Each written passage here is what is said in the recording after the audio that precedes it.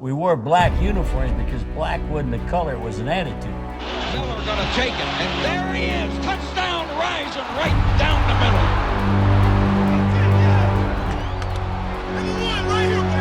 Everybody watched us, everybody wanted to be with us and party with us. We was the show.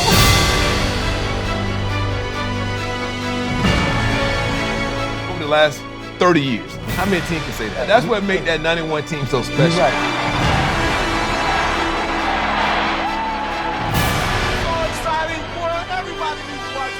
He falls on the ground, he goes, Jerry, they got me!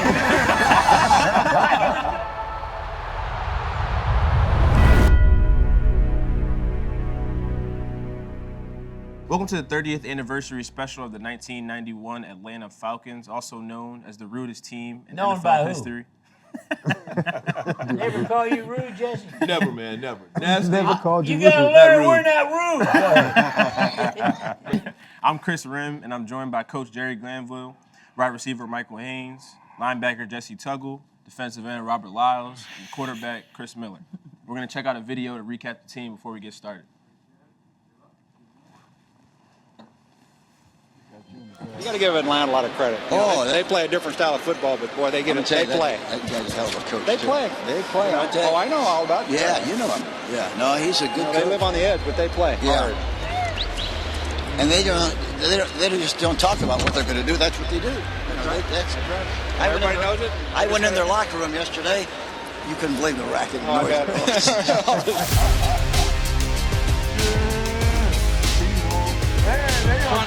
Miller gonna throw a lead pattern in the corner, and it is touchdown right in the corner. Man, what an athlete. They fight. Touchdown! Touchdown! Touchdown! Oh my gosh, that couldn't have happened. Ungodly. We're so excited, boy. Everybody needs to watch our show. Car 54. Your son did that. Your son did it's a fine Falcon right here, baby. That's where I got it from. Absolutely. That brought back a lot of memories. Yeah. Car 54. What do you remember about walking out on the field like that at the end? Oh man, we was the show. Everybody watched us. Everybody wanted to be with us and party with us. We were on our way. We just beat them at home, I think, for the second time. Yeah, and that was the first time the Falcons had been in the playoffs in a very long time. Like 12 years. 12 Yeah, years. long time. Exactly. Yeah. So everybody was excited, man. And then our first playoff game I know for us as a group. So we were just having fun. Yeah. So I've already been in the league 5 years, and we haven't had a winning season yet. Yeah. But they win the playoffs in New Orleans. And then that ball was up in the air that Chris said you threw, and then Michael Haynes came down with it. He got lit. I'm on the sideline watching it and thinking, He got lit. Okay, we're gonna win this game here. This is my first playoff win, as a professional. So it was a real big day for me too. Yeah. And before we get into that, let's take a video. We have another video to take a look at just the show and the culture that y'all had. Let's take a look at it. Uh-oh. People can't even stand on the sideline, celebrities in the NFL, because of us in Atlanta. We had an all-star cast on the sidelines during games, man. The distractions and everything else that Jerry Glanville causes, he's bringing in MC Hammer. They're waiting his arrival now to surprise the team. He's going to lead them in the pregame prayer and also with a little bit of rap. You were in the locker room. What is the mood in there right now? Oh, it's the same as usual. They all fired up and ready to go. Too legit to quit. Hey, good seeing you, Hammer. All right, get your ticket at the door.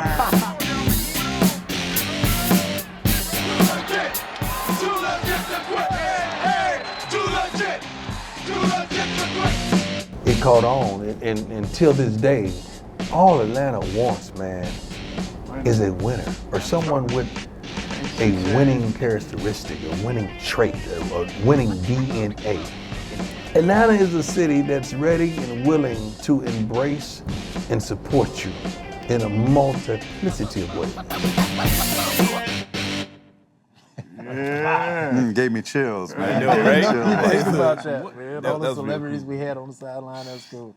I think MC Hammer was he was one of the biggest celebrities at the time in the country. Yeah. To come to our sideline, he was getting a kick out of that. With him and Dion had this thing going on where Deion was a primetime superstar, and obviously MC Hammer was too. So they blended right together. And then Deion came to me and said, MC Hammer wants to talk to the team before the game. He wants to talk to the team. Right. He wants to give the team talk. You know me. Yeah. Let him go. Let him have it. The news, his talks are a whole lot better than he talks that. And then we went out to San Francisco a month later or so. Y'all don't remember, we went to the airport and there was Evander Holyfield. Yep. Right. And he got on the plane and nobody invited him. Right. And he came to me, he says, I want to talk to the team. Hell. Let him go too. You can have my seat. Yeah. He got up to talk to the team, and this is what we heard. Not one word was said. I said, man, this could go on for hours. So I finally said, how about that?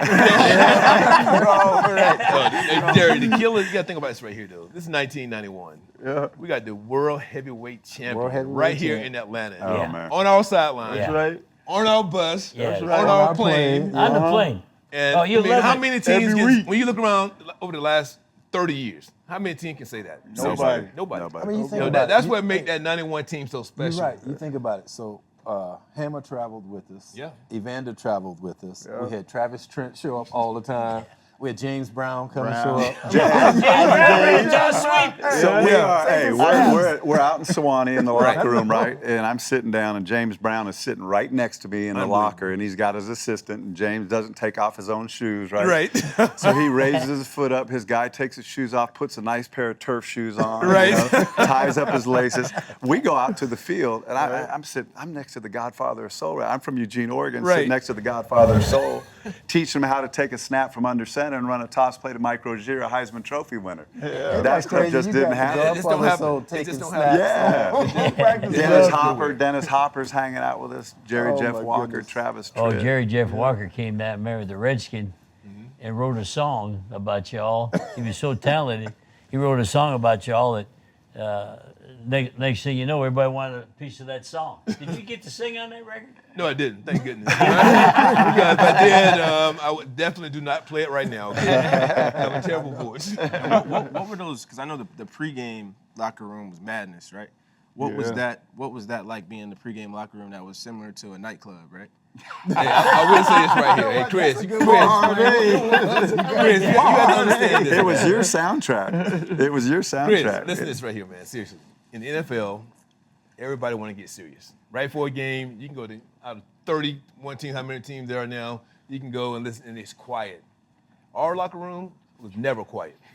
Pre-game, when you come in there, it was blasting. I mean, anything from country music to rap music, rock and roll, everything. And everybody loved it, man. Yeah. It motivated everybody. Cool thing, you have folks dancing and doing their thing, getting comfortable, getting ready for the game, and nobody's uptight. You know. All the stars hanging out. All the they stars dancing. hanging out, walking through the locker room. Then you have folks like me who I put my headphones on and be sitting in the corner trying to get ready, and the music just going and going. And it was so much fun. And I mean, you couldn't ask for a better scene than it wouldn't fly in today's NFL. And that's before the game. It wouldn't. Imagine After the game. How about after the game? It was worse. Win, it was worse. And it's that times 3. Hey, listen, Chris. After the game, reporters would come in and they're like, "Can someone turn on the music? We can't even ask the guys questions." I mean, it would be that loud. Jerry said, "No one touched the music," and the music played the entire time. The music was sacred for sure. It was sacred. Man. It was sacred. And y'all, awesome. We had big boom boxes. We're the only team when we got on the airplane. We traveled. I know. We traveled. Their own case, man. Travel with them suckers. And still to this day, people talk about this team as one of the teams in Falcons history that was most connected to the city in terms of the way you guys played, the way you were boastful and brash, and like I'm talking about earlier, Deion had to look wet, but it's dry, it's Jerry curl. Why do y'all think y'all connected so much with the city of Atlanta? When I left the city, and I hadn't used the word, but you all know the word, people said, that team started swag. Mm-hmm. And I never thought about that because I never thought about swag. I just thought we wore black uniforms because black wasn't the color, it was an attitude. Right. Well, that attitude got to the swag, and I think Atlanta loved the swag of the way they played. We didn't throw a frickin' 4-yard route, and we didn't go 3 plays without a blitz, and so it wasn't what people watch today. Today, It's like going to a Baptist sermon. Nothing's happening, you know. We were on fire all the time. All the I'll tell you, time. I think he's right with the swag thing. I mean, the city was on the rise with the music industry starting to get big. The Braves had just won their. They had just started becoming the Braves that they are now, and you know everything was missing but the football team. And then, like he said, when that swag started, it started hitting us in the media, and then it poured onto the field. And I mean, we had Deion Primetime, we had Showtime and Andre Rison with Jerry Glanville, who was a big character of himself. And I mean, it just poured into it, and then we were winning games. Right. I mean, you win games, the media gonna follow, especially with all the other stuff that's going on around us. I think it was all inclusive too, with all different walks of life. Everybody could identify with the Falcons, what we were doing. It was new, it was fresh. Didn't matter if you were West Coast, redneck country person or whatever. I mean, everybody could identify with different walks of life, and it made it so unique. And everybody had fun. You see on these videos, everybody's rocking, and you don't see that all the time at NFL games. I mean, and it wasn't just that we were the most exciting Falcon team. We were the most exciting team in the NFL. Yeah, exactly. Which was really cool. For me, it was different because that's where we were in Houston.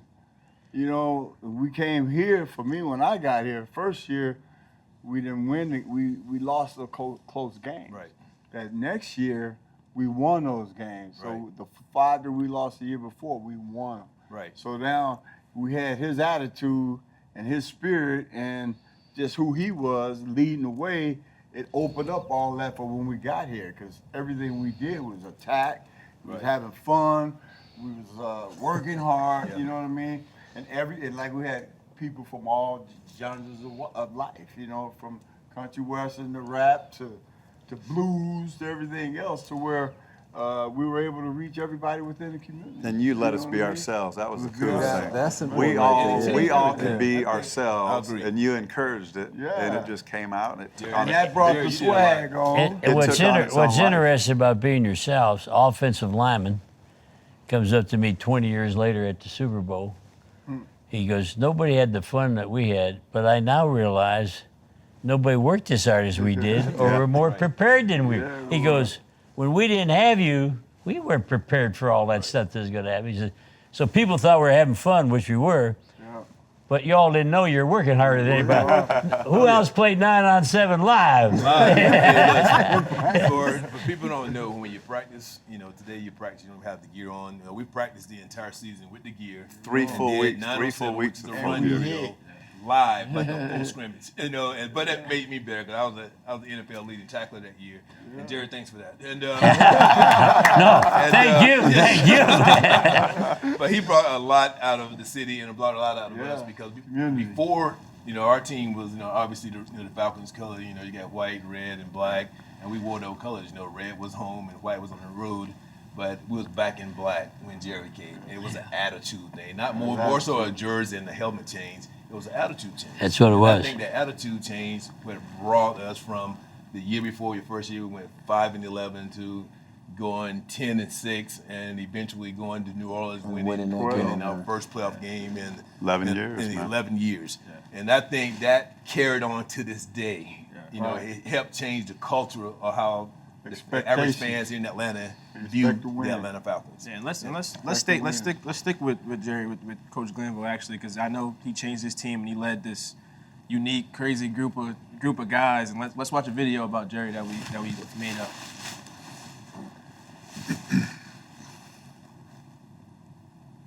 Anybody nervous? Anybody scared? I've been a head coach 6 years, and that's why I take time to have some fun. That's why you don't take yourself too seriously, because nobody else is. I think the worst thing that happens to you is you think, boy, this is it, I made it, and here I am, and don't have fun along the way. And one thing about Atlanta, they're like their eccentric coach, Jerry Glanville. They live on the edge. Jerry says, we make people nervous. You don't know what you're going to get with the Atlanta Falcons. Jerry Glanville, he is unique. There is no question about it. He was telling me he has caused so much distraction for his team during the regular season that when you get to the distractions of the playoffs, his club is ready and very loose. 50% of them usually like me, and 50% can't stand you. And that sort of follows with the fans in the cities. And, you know, my whole rule is if you're hanging 50-50, you're better than most folks.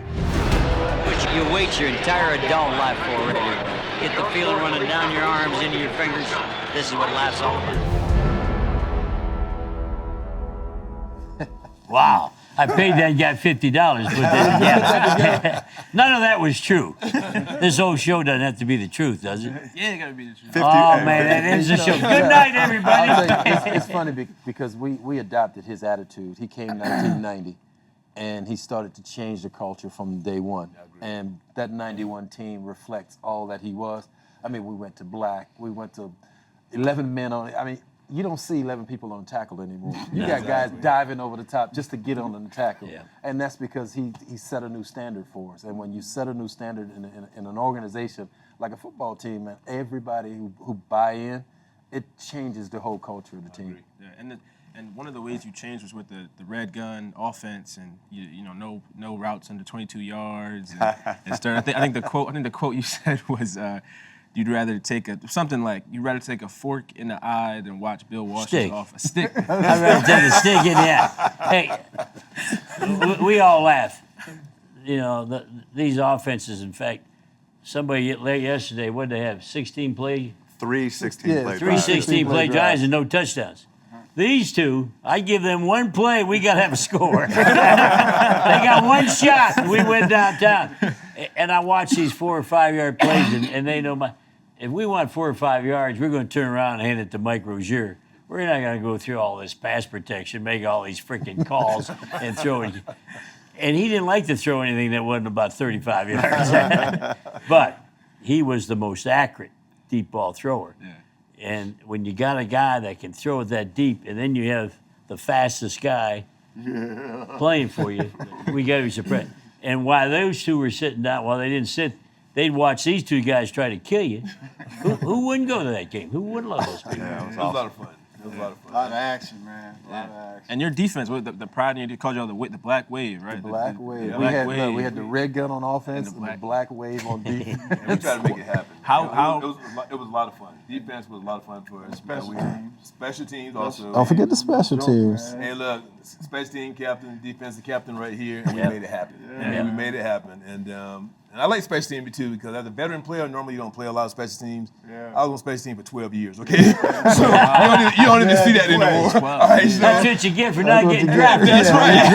You get drafted, you don't cover the kicks. I'm like, hey man, I'm the NFL leading tackler. How I'm still on special teams? I have no idea, but I was on special teams. Too, right? And was starter, full-time starter. So, but we took a lot of pride, man. You know, guys like myself and Scott Case and. There's so many guys. Don't forget Joe man. Fishback. Joe Fishback. Hey, listen, y'all know Albert Shelley. Albert made Pro Bowl, right? Leather jacket, Albert Hey Shelley. man, we had a ton of guys, and we had a baseball player on our team, Brian Jordan. With 2 baseball players. Our coach never called him by his real name. He called him baseball. Hey, baseball. And he left us for baseball. I'll tell you, he pretty much had a nickname for everybody. So everybody had a nickname. So Brian Jordan would ever be known as baseball. Yeah. You made it then, man. Yeah, You made it. and this thing you with the celebrities, you always left tickets for Elvis. What was this about? And James Dean. We didn't do that here. In fact, we did that when we were in Houston, I think that was.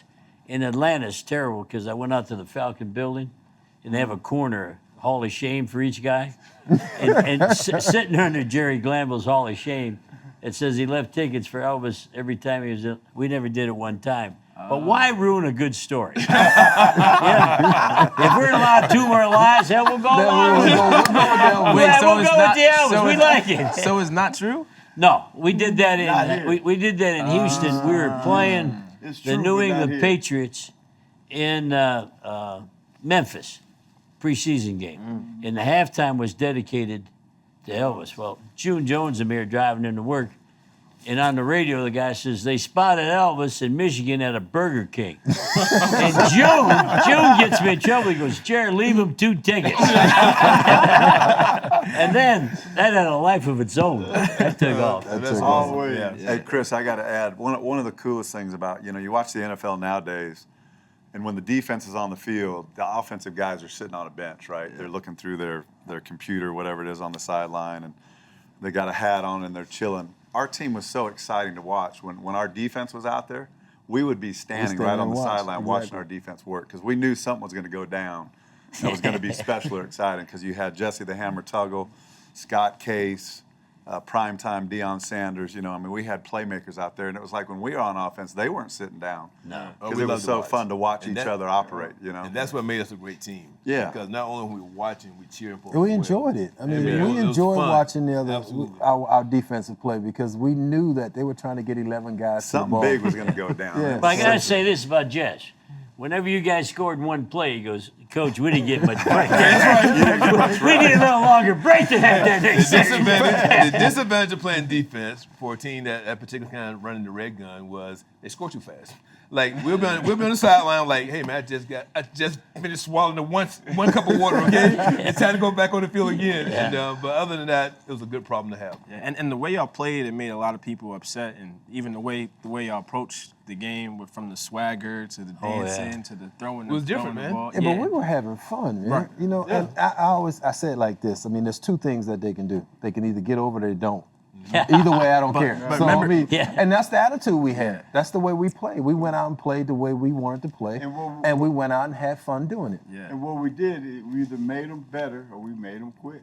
That's it. You're going to fight or you're going to go home like a little punk. That's what happened. And I was going to say, talked about us. Team talked about us. But when people talk about you, that means a lot. I mean, you must be impressing them in some type of way. So they knew when we came to town, we were strictly business, but we bring a lot of fun with us too. But we come in to win no matter what. Home. And I can remember many, many times, Vinny would come in, he'd say, I'll give him credit. I'll give him credit. They've hung in there for a half. Yeah.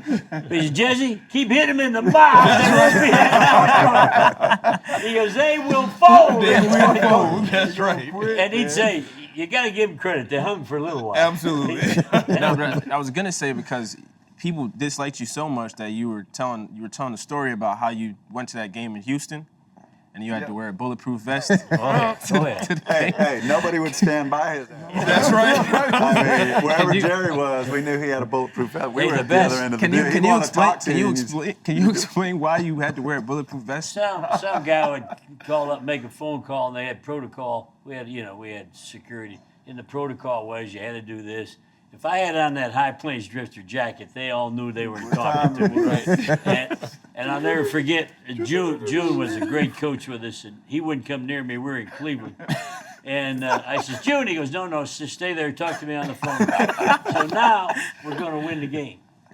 So now June, there's about a minute left, comes up and stands next to me. Out of the upper deck comes an apple. Hits June right in the back. He falls on the ground and he goes, Jerry, they got me. There's no way you got an apple. It was an apple? It was an apple. It was frozen. It was frozen. The snowball. Yeah, and there was a preseason game that we were talking about where you said you had 240 yards. And 240 yards. I had a couple of catches. Now, this is preseason. Now, we New started, contract. New contract here, yeah. So we're in the preseason game, and this is against his old team. He wanted to destroy them. Now, normally in Houston. Normally, we play a preseason game. The starting offense, they go maybe the first series, then they're done with the game. That's it. Not in Houston. No. He wanted to beat them so bad. So this is third quarter. I had 240 yards. I had 3 touchdowns. And he was still pushing the gas. He was still telling, throw it deep. And I'm like, this preseason, man. We should be out, ready to go. But he's like, I want to beat them 100. If I can beat them by 100, we're going to beat them by 100. 4 touchdowns, 3 to him, and I got a new contract after the You game. got a new contract. After a preseason That game. preseason game made you. Yeah. You're buying dinner tonight. And for all the folks in Houston, you wonder why he had on a bulletproof vest, because he wanted to destroy them. So how was, for you, Jesse, how was Jerry different from other coaches you had? What made him so likable? Oh, don't so ask fun? him that. I'll never get a job. Okay, let me think This will end my career. Let me see. He got a few adjectives for you, Jerry, but he's very outspoken. Obviously, we see that. Yeah. But most of all, he was a guy that really cared about the players, I think, and also he brought that winning mentality.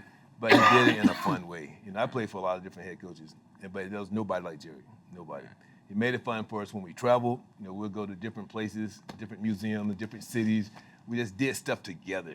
And we talked about how the locker room worked. It was that way of practice. He kept it fun, but he also, you knew not to cross Jerry. I mean, we're going to do it, but we're going to do it the right way.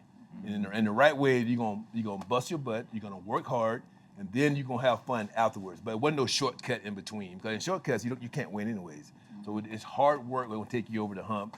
And that man right there showed us the way how to do it, and I appreciate what that. Other team took their team picture in front of the Iwo Jima statue? That's what we're talking about. Listen, man. That's our team picture. Yes. We used to if we went to say Missouri, say we go to Missouri. We're gonna tell that story. Yeah. We're going to the Arch. Yeah. We go to DC, we're going to the Washington Monument. Wherever we went, they had like something. I mean, as a team, before we go to the hotel, right? We're on a team bus. And we nobody gonna knew stop, where we were going. and no one ever knew. The other thing is, it all depends on what bus you was on. That's right. What bus you That on? first bus. We had a bus for fighting and a bus for not fighting. Y'all had a bus for fight? Oh yeah, if you want to get in a fight with somebody, you got on the second bus. Okay. Wait, so the second bus. I got to tell this story. There's two stories I'm going to tell. Number one, before the '91 season, we go down to Fat Tuesdays, right? And Fat Tuesdays where they have the dryers full of different type of liquor and juices and stuff like that. All the daiquiris, Yeah, daiquiris and the whole deal. So we go down to Fat Tuesdays. Fat Tuesdays on Friday. Fat Tuesday on Fridays. So That's we took it. 2 buses down there, and we all get liquored up pretty good. You know? Whole team. Whole team. Now you got to got understand, liquored up. this was mandatory. Oh, You yeah. had to. You had to go. Wait, You had to was this go. during- when was this? Preseason. Preseason. Yeah, preseason. You had to Tell go. them what happened, Chris. So Watch this, anyways, man. there's 2 This buses, is crazy. right? And the first bus is maybe some more mellow folks, and the second bus, John Rady's on there and some other dudes, one of our linebackers Wow. from Idaho, Montana. So there were some fights. There were some fisticuffs that went down on the second bus. Meanwhile, Andre Rison and I missed the buses back. We're walking down downtown Buckhead. Dre's got like 3 drinks from Fat Tuesdays on his chest. I'm double-fisted with 2. We're going out clubbing all night long. We roll in a taxi cab about 2 a.m., 3 a.m. in the morning, and he's loving the fact that we weren't there, that we missed it, that we showed up late. But he encouraged it. I mean, it was unique. He encouraged it. It was One fun. thing about Fat And it was Tuesdays. preseason. That was preseason. And the next day's practice was 7 a.m. Oh, it and was you rough. had to Yes, be, didn't care what you did at Fat Tuesdays. We were hitting you at 7 a.m. Yeah. It was awesome. The other story I got to tell, we go to D.C. to play in the divisional round, and Washington ended up winning the Super Bowl that year. And so we get there, and it's sleeting and cold and terrible. nasty, and it was the worst weather game I ever played in that next Sunday. So we fly in, and we all want to go to the hotel. It's cold, and Jamie Dukes and Houston Hoover, a couple of our linemen, they got fur coats on, and Elbert Shelley has his leather on and everything. And so we're out there standing. We go to the Washington Monument, and the Vietnam Monument, then the Hiroshima Monument. The Vietnam. And Leslie Visser and CBS and the whole crew's out there doing a film story on us. And we're all standing in front of there taking a team picture. It's sleeting, it's cold, it's raining, we're freezing our butts off, saying, hey man, can we get back to the hotel? But you took us to some history, which was a national story covered by Leslie Visser, CBS, and those are the things that made you unique and special. I agree. And We had got a great off time. the bus. Yeah. We're going to play in Washington, and you guys probably were not. We get off the bus at the Vietnam Wall, and there's veterans in wheelchairs from Chicago. Now, we don't tell anybody where we're going. And I said to the veteran, he goes, we're all waiting here for your Falcon team. And I goes, how in the hell did you know we were coming? And the Vietnam veteran looked at me and goes, because you're the Falcons. I knew you'd be here. Awesome. That's awesome, man. And there's never been a team like that. 1991 Atlanta Falcons, California State champs. We had beaten every single team on the West Coast. You got all these guys down there. It's a free for all. Down in the corner, batted. They fight. Touchdown! Touchdown! Touchdown! Oh my gosh! That couldn't have happened.